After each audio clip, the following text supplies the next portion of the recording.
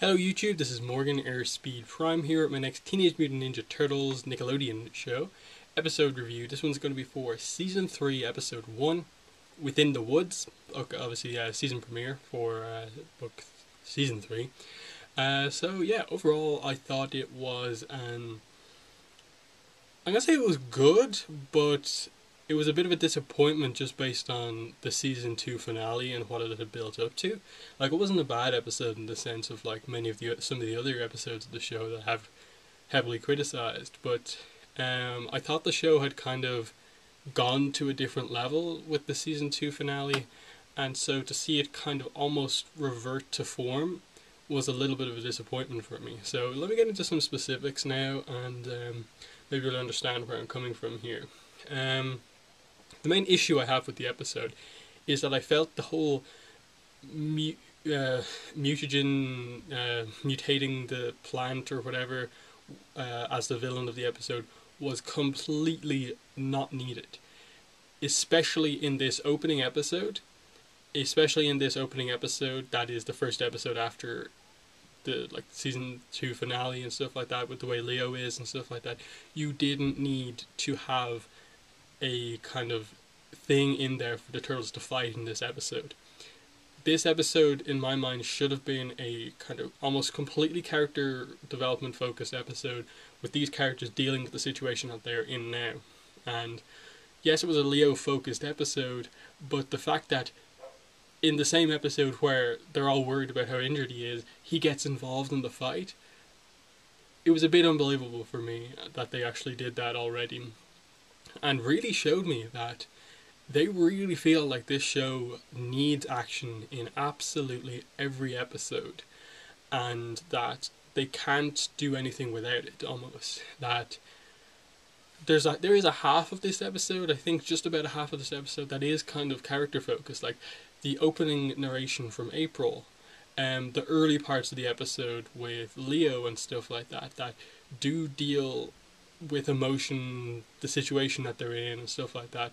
There are a few scenes elsewhere, like April and Casey are about to kind of have almost a talk about their relationship before she senses what's going on and stuff like that. There is some emotion in this episode, but they didn't get enough of it out in this opening episode to set up what this whole season was about, just because they had this unnecessary mutagen villain come in that at the end of the episode is apparently going to come back because the thing glowed and they labeled it and stuff like that, but I honestly do not care about this thing whatsoever, and I don't see the point of bringing it back, because at the end of the day, the only thing I think about this villain is that it was in there for the whole point of having a fight in this episode, because for whatever reason maybe they don't think that the show will work well if they just have a completely character focused episode with not much action or anything like that. Like, you could have action just in the Turtles training, like we had. Like,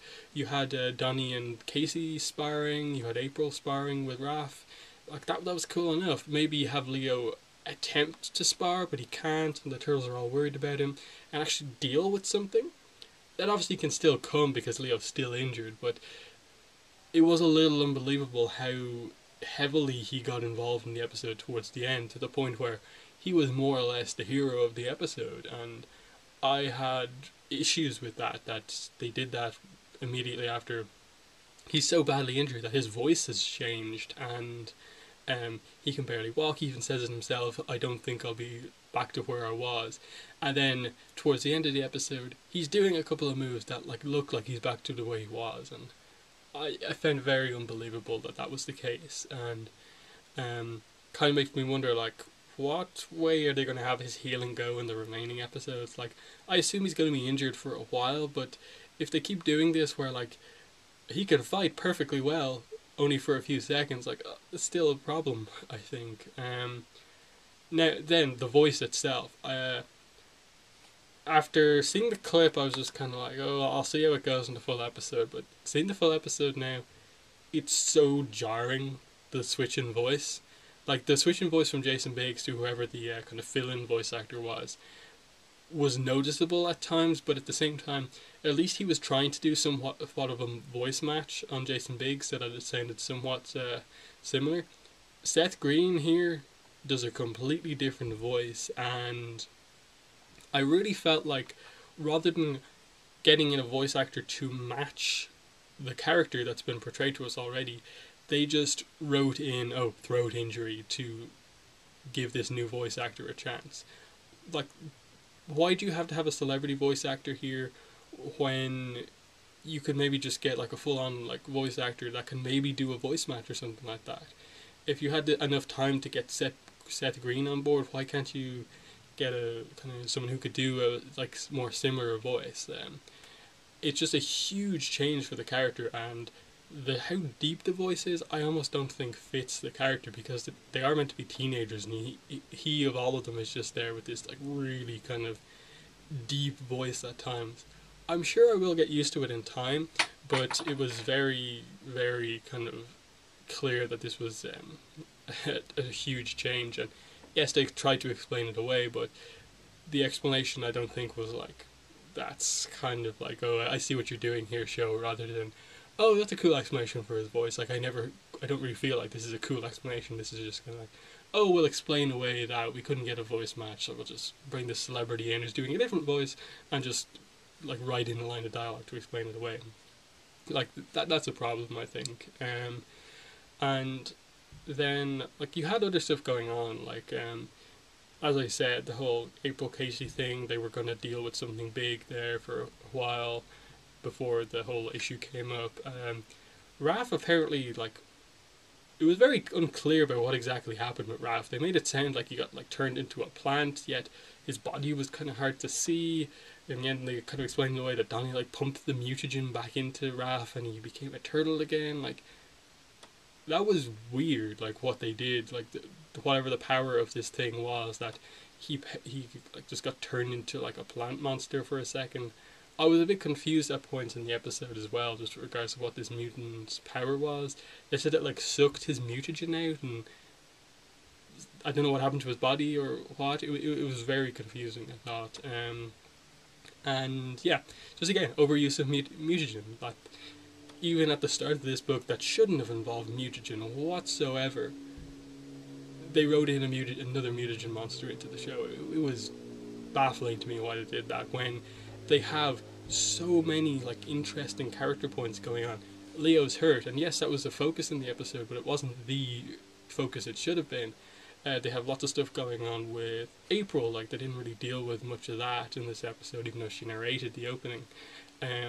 They didn't really. They touched on what happened to Splinter and how Leo still thinks there's kind of faith. The rest of them have lost hope, but April kind of comes back a little bit. So that's still a thing, but they didn't cut to Splinter at all in the episode, which was fine. But I'm hoping maybe they go back to New York and have like a solo episode with him, maybe him trying to find Karai or something like that. And then just the other turtles, you could have had a lot more stuff going on with how they react to Leo. And again, they tried to do something here with the whole idea of, like, Raph never left Leo's bedside and stuff like that. That was a nice moment because you get the sense that those two brothers are always at odds and stuff like that. And then to find out when Leo actually gets really hurt, he's the one of all of the turtles who stays there with him most of all, was a kind of big moment. And then they did it vice versa when Raph was healing at the end. That was cool, but it all felt a little bit kind of rushed, but at the same time super slow pace, which is a really weird thing to say, but that they're doing, they almost kind of like get too much stuff out of the way too quickly and then don't do enough. It's a really weird dynamic that they've done with this episode, and I have no idea what they're going to do next. Like, the end of this episode almost felt like they're already like immediately planning to return to New York. That could potentially happen at the end of next episode, rather than having a good few episodes of them like healing and stuff like that. But I do think they will do some more training episodes, and Leo will maybe have to adapt his style or something like that. He has to fully heal. But I was just, overall with this episode, I was disappointed that it really didn't advance on how good the season 2 finale actually was. It didn't really build upon that much. The amount of stuff that had actually set up in place just wasn't done in this first episode. And obviously, it is just the first episode. The first episode doesn't have to cover everything, and that's fine. But what it did cover, I felt, was just kind of a return to the kind of way the series was at times, where it has these kind of almost unnecessary villains at times, because at the end of the day, the only villains that, like, in my mind, that are in any way threatening right now are the Krang, simply because they've won, and then Shredder, because of obviously the hugely personal stuff going on with him and the Turtles, him and Splinter, him and Karai and stuff like that, and maybe some of his kind of like mutants that are under his control are somewhat interesting. But these random mutants that they have out there, like Snakebite, the spider thing, Snakeweed, Spider-Bite, I think that they're their names, and stuff like that. This mutant that they have now in the jar, it's just like, why do I care about these villains? Like, does it matter that they're coming back at some point? But yeah, whatever. I'm excited to see if they do anything interesting, kind of going forward. But at the same time, I really don't want this to just turn into season 3's version of the start of season 2, where it's a mutant in every episode, but in a new setting, in the forest. There's now going to be a new setting, not just like in the sewers, like over here and there. No, they're in the forest now with all these other mutants and stuff like that. Like, they don't need to do that. Like, you can have personal stuff happen because it's just stick all the teens together, Turtles and the teens. You can have moments like that. So yeah, that's fine. That's it. I haven't really discussed, I suppose, the monster in the episode, kind of that whole side plot.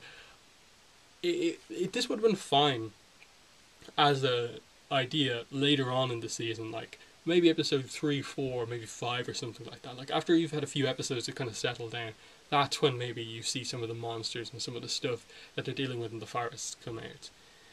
It did just happen a bit too early for my liking, because it was a pretty cool kind of horror-esque episode, and like, they go into the woods alone, and they get kind of picked off one by one, and like one of them gets captured, and you see the powers of this monster and stuff like that. It was interesting, but it didn't need to happen right now, and I felt like overall this plot with this mutagen monster just took away from Leo's kind of journey in this episode at the start of this season. But yeah, I think there's stuff here for them to build on, definitely, in that. As I said, just that opening narration from April and what it dealt with. It did deal with a lot of emotion. Not that the characters in the episode really like explored it that much, but I was fine with kind of like, okay, you're letting us know that there is emotion there, and that she's upset that New York has been taken, they want to take it back and stuff like that. That's fine, but I still want an improvement from this series. I wanted to realize how good that season 2 finale was, and have more episodes on that level. But yeah, it's also one of those things where on the same day as Turtles Season 3 premiered, what other shows premiered? Legend of Korra Book 4 had its premiere. Star Wars Rebels had its overall premiere. And both of those premieres I thought were stronger episodes than this one.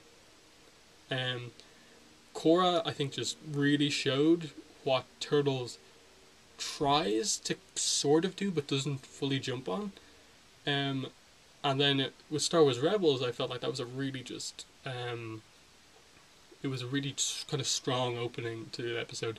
Lots of characters straight away, which is, again, as I said, that's the problem I have with the series, that it struggles a little bit with when it does character development and stuff like that. But yeah, that was just a kind of big thing I noted, that like I was super excited on October 3rd because there was these 3 TV premieres. Super Smash Bros was coming out and all this other sort of stuff, and for me, bottom of that list was this episode of Turtles, and I was super excited going into that. Just based on my season 2 finale review, how excited I was going into this book. I was giving it the benefit of the doubt, and that, like, I'm excited. I have lots of high hopes for this episode, and it let me down a little bit. But it's still a good show, Turtles. It is. It's still one of the better shows out there. It's just being a little bit outstaged by other ones right now, and with Star Wars Rebels starting, I'm kind of like, you've got a contender here, Turtles. Like you don't own the CGI shows on TV right now. Star Wars Rebels is doing a lot just in those first two episodes, but enough about that. I've already reviewed Star Wars Rebels the premiere. I'll continue to review that, continue to review this, and continue to review Korra.